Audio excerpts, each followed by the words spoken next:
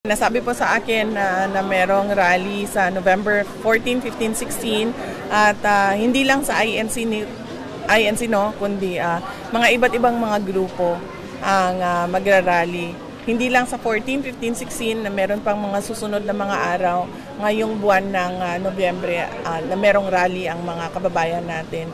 At suportado ko lahat ng galaw nila dahil malaki ang respeto na ibinibigay ko sa kalayaan ng mga tao na magsabi kung ano yung iniisip nila at nararamdaman nila. It's a constitutionally protected rights of every Filipino to freedom of speech and expression.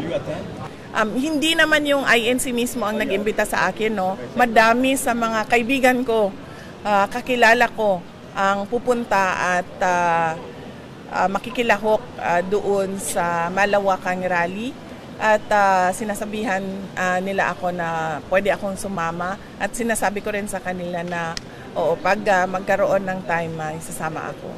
Pero sinusuportahan ko yung panawagan nila. In fact, kung maalala ninyo, as early as January 2024,